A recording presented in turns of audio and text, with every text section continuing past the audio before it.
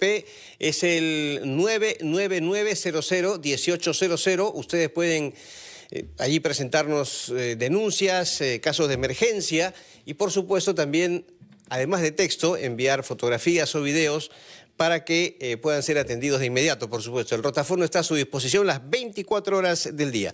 Bueno, señores, saben ustedes que el próximo Congreso, ¿no?, será bicameral, o sea, tendrá dos cámaras, una de diputados y otra de senadores, ¿cierto? Eso es lo que vamos a elegir en el año 2026. Ahora, vamos a desmenuzar aquí cuáles son las atribuciones y funciones que tiene el Senado. Mucho se ha dicho de que un Congreso bicameral quizás sea de mejor calidad y permita proyectos, por supuesto, mucho más, diríamos, sólidos que el actual Congreso, que es unicameral. Vamos a conversar sobre este tema con el doctor Óscar Mattuti, abogado en Derecho Electoral. Doctor Mattuti, ¿cómo está usted? Muchas gracias por su gentileza en aceptar esta entrevista. Bienvenido a RPP. Carlos, buenas tardes a todos. Buenas tardes, Johanna. Carlos, buenas tardes a todo el Perú. Quedo a vuestra disposición para hablar del tema. Ok. Doctor, por supuesto, para orientar a nuestra audiencia, a nuestros oyentes y televidentes, ¿qué funciones específicas tendrá el Senado? Bien, el Senado no es un invento moderno, hay que decirlo. Tiene raíces que se remontan a la Roma republicana. En ese tiempo era un consejo de patricios que estaba asesorado, es más, que asesoraba a los cónsules y que cuidaba de las grandes decisiones del Estado, la guerra, las finanzas, la política exterior. Y con el paso de los siglos, la idea de un Senado ha pasado en el constitucionalismo moderno a justamente ser lo que se ha conceptuado actualmente, que las constituciones han empezado a crear parlamentos bicamerales, con una cámara baja que representa al pueblo de manera directa y una cámara alta, que es el Senado, que busca dar equilibrio y estabilidad. Es decir, por ejemplo, en Estados Unidos, cada estado, grande o pequeño, tiene 2 senadores, lo que garantiza igualdad entre los estados. En Francia, Italia, España, el Senado revisa leyes y representa a los territorios. Pero en este caso, en América Latina... En nuestro país, doctor Mattuti, para ser más concretos, en el Perú, ¿qué funciones o atribuciones tendrá justamente el próximo Senado? O sea, en específico. ¿Y qué va a cambiar? Sí, hay que decir que en doctrina constitucional el Senado no es en realidad lo mismo que una cámara baja. El rol es distinto, es una cámara de reflexión, es una cámara que garantiza estabilidad, que revisa con más calma y con más perspectiva las decisiones que se toman en el Estado. Es decir, en el Senado del Perú del 2026 las elecciones tienen que ser en efecto muy reflexivas, porque la Cámara de Diputados, que va a tener 130 miembros, que va a representar directamente a los ciudadanos, no es lo mismo que el Senado, que va a tener 60 miembros que van a asumir funciones específicas y de mayor nivel político. En estamos hablando de que estamos regresando a este sistema bicameral, y esto no es un capricho, es que la reforma constitucional que ha sido aprobada por el Congreso y que además ha estado respaldada por varias leyes complementarias, busca un sistema más equilibrado, menos impulsivo, que pueda tomar mejor las decisiones. Las funciones del Senado básicamente son la revisión de las leyes que han sido aprobadas en la Cámara Baja, el nombramiento y control de las altas autoridades. Por ejemplo, estamos viendo que tiene que intervenir en la designación de magistrados del Tribunal Constitucional, del Defensor del Pueblo, embajadores o a otras autoridades clave. Además de eso, tiene que tener un control político especializado, es decir, tiene que tener voz en los tratados internacionales, por ejemplo. Debería entenderlo entonces el ciudadano, el futuro votante, aquella persona que recién además va a votar por una cámara doble por primera vez, o aquellos que están recién yendo a una votación con tan solo 18 años, como una doble revisión, como una garantía de que va a haber una mayor legislación. Tiene que entenderse como una especie de, sujeto de estabilidad, es decir, es un ancla constitucional que nos da la posibilidad de que, en efecto, el Senado tiene que darnos la estabilidad en el Estado, tiene que servir de contrapeso institucional a otras instituciones del Estado. Ese contrapeso tiene que verse en contra, de los demás poderes del Estado, el Ejecutivo y el Poder Judicial. Tiene que ver con el hecho de que el Senado no se puede disolver, además, ¿no? Es decir, es un contrapeso de poder a los otros poderes del Estado, que además tiene que garantizar el equilibrio institucional en la nación. ¿Y cuáles son los requisitos? básicamente, y lo lamentable es pues que en nuestro país hemos puesto pocos requisitos para ser senador, porque en efecto únicamente el requisito para ser senador es ser mayor de 45 años de edad o haber sido congresista de la República, ¿no? Es decir, se debería haber puesto mayores requisitos para ser senador en nuestro país. Es decir, por ejemplo, haber ocupado el cargo de alcalde o de gobernador regional para poder ocupar el cargo de senador en nuestro país, y evidentemente eso no está pasando. No se le ha puesto un mayor peso institucional, no se le ha puesto mayores filtros al cargo de senador, y lo que debería haber pasado es, en efecto, eso. Tendría que haberse puesto mayores filtros institucionales y democráticos al cargo de senador para darle mayor peso democrático e institucional a la institución. Exactamente. Les recordamos, amigos oyentes y televidentes, conversamos con el doctor Óscar Matute, abogado en Derecho Electoral, sobre las funciones y la trascendencia que tendrá el próximo Senado, que se va a elegir en el año 2026.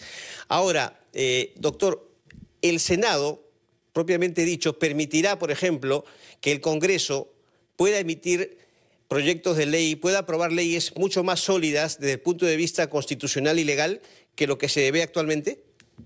Sí, lo que se verifica en efecto es que la Cámara Baja va a aprobar los proyectos de ley y tienen que ser reflexionados con mucho mayor detenimiento por la Cámara Alta, que justamente es la Cámara de Senadores.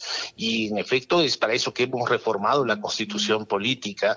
Se han hecho varias reformas el año pasado, es decir, son más de 80 reformas las que se han hecho en la Constitución Política para permitir incluso entre ellas la existencia de un Senado en nuestro país. Estamos volviendo al sistema de antes de los 90, hemos tenido Senado anteriormente, pero la Constitución peruana que está reformada dice que el presidente de la República además solo puede disolver la Cámara de Diputados si le niega 2 veces la confianza al gabinete, pero no puede disolver en ningún caso la Cámara de Senadores. Entonces, estamos hablando de un anclaje institucional del propio Estado peruano que le va a dar mayor estabilidad al Estado, ¿no? Doctor, usted específicamente nos ha dicho que una de las, uno de los requisitos, para postular al Senado es tener al menos 45 años. Pero ¿existe alguna disposición que le pueda permitir a los congresistas actuales postular sin ese requisito de edad? Sí, en efecto, existe. Esa reglamentación se ha abolido. ¿Podría explicarla, por favor?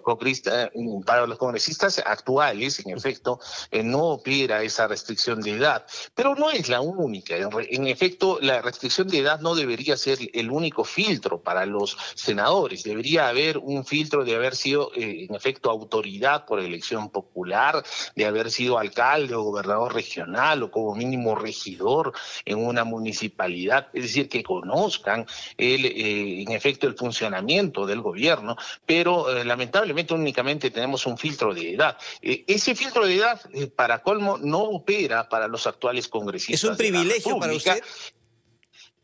Creo yo que no estamos hablando en igualdad de condiciones, ¿no? Evidentemente lo que estamos verificando es que los congresistas han abolido la posibilidad de que ese filtro de edad funcione para ellos, pero además de eso, no solamente el filtro de edad no está funcionando para ellos, ¿no? El tema de la imposibilidad de reelección y demás, es decir, actualmente si un congresista postula, tiene 30, 32 años, podría postular a senador porque es congresista de la República, ¿no? Es decir, ese filtro de edad no está funcionando, pero en efecto también otros filtros que tienen que ver con el hecho de que las autoridades electas, por ejemplo alcaldes o gobernadores regionales, deben renunciar previamente al cargo, tampoco está funcionando, ¿no? Con relación a ese punto, doctor Matute, lo que se ha escuchado desde el Congreso de la República, de muy pocos igual, ¿no?, es acerca de la renovación generacional y que no se estaría pensando en ella.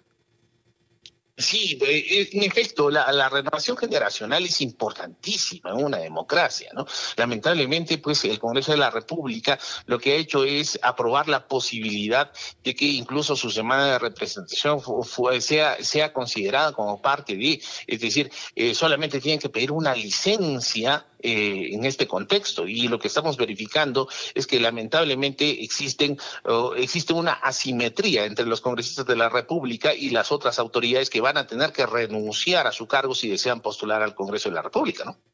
Una última pregunta de mi parte, doctor, muy concreto. Tomando ya la experiencia de años anteriores, ¿cierto? Cuando teníamos Congreso bicameral hasta el año 92, año del autogolpe de Alberto Fujimori, hasta ahora que tenemos Congreso unicameral, ¿es más provechoso para el país tener un Congreso con 2 cámaras? Depende de la coyuntura política, social que existe en el país. Yo creo que, en efecto, existen coyunturas que exigen un rápido desarrollo, una rápida reacción en un país en crisis. Y para eso una Cámara única es absolutamente saludable. Pero una Cámara para un país que, en efecto, tiene que desarrollarse, pretende reflexionar sus leyes de mejor manera, en efecto, una Cámara doble, una Cámara más reflexiva, que tome las leyes con mejor criterio, es mucho más saludable si pretendemos llegar con mejores perspectivas al siglo XXI, que en efecto tenemos que ver la posibilidad de que el país se desarrolle de mejor manera y alcanzar mejores niveles de vida. Es decir, 2 cámaras resultan ser más saludables para el proceso legislativo. Una última pregunta de mi parte, muy breve, porque hemos visto viajar constantemente o mucho más frecuente a la presidenta Dina Boluarte, por lo menos en este último año. La decisión, por supuesto, de aprobarla depende del Parlamento de la República. ¿Con las 2 cámaras va a quedar esto en manos solo de los senadores? Evidentemente, las decisiones fundamentales de la República van a quedar en manos finales de los senadores, que es una Cámara que en efecto va a tener las decisiones finales. Es el filtro final de todas las decisiones legislativas. De modo que, en efecto, sí estamos hablando de que las decisiones respecto de los viajes de un presidente que tendría que tener vicepresidentes para que lo reemplacen, evidentemente va a estar en manos de la Cámara Alta, ¿no? Muy bien, doctor Óscar Matute, experto en Derecho Electoral, muchas gracias por concedernos estos minutos. Ha sido usted muy amable en atendernos. Muy buenas tardes. Bienvenido. Muchas gracias. Siempre. Buenas tardes. Muy bien, señores. La explicación sobre las atribuciones y funciones del próximo Senado. 1:47, pausa y volvemos.